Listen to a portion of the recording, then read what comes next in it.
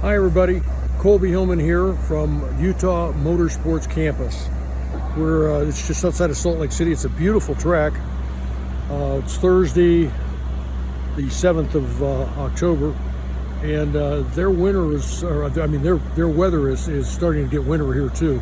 It's going down to 36 tonight with a high of, I think, about 58 tomorrow. So it definitely is not warm, but that's good for the cars too. We're out here for the Trans Am. I'm entered in the Trans Am in one of the Nelson Mustangs, the same one I drove at Sonoma.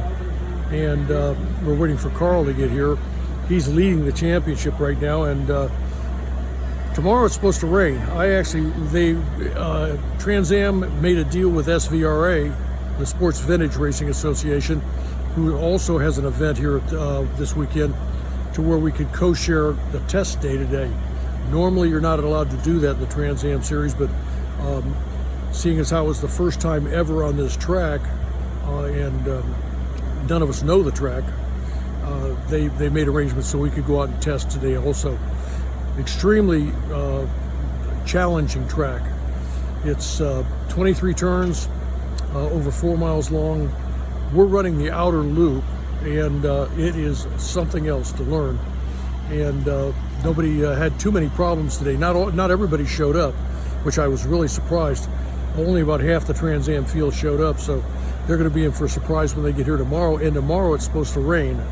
So I feel very fortunate that we had 4 40-minute sessions today in the cars to learn the track. And a lot of the turns, it's flat. Utah is a mountain state, obviously, but we're right here in Salt Lake, so we're actually on a very flat surface. And I'm going to take you on a tour here in a second. But as flat as it is, the way they laid out the track, when you come into a turn, it actually goes up a hill, and then the turn falls away. So the turn is actually blind. So many of the turns, probably half of them, are totally blind. So the first time you go through it, you have no idea whether the turn goes left or right. And they're 100-mile-an-hour turns. So it's an exciting place, to say the least. And but it's been a lot of fun today. The cars are behind me. Let me switch it around here. You can see them. I'm not an expert at doing this. I really need to hire a photographer. And I don't think I can flip this while this thing's in motion. But at any rate, there's the cars. Mine's the orange car, the same car I drove at Sonoma, number 62. And then Carl will be here. He's in the number 47 Optimal stunt car. Carl's a stunt driver out of Hollywood. So he's quite a guy. He's a lot of fun to be around. Got a lot of stories, knows a lot of people, and Hollywood type people. We're right next to the Trans Am motor sports rig, and let me take you a little bit of a tour here. This is a $100 million facility. Now, everybody tosses money, millions around anymore like it's nothing, but I'm telling you what, this is one huge facility. It's got a go-kart track, it's got a circular track, it's got drift track, it's an amazing facility.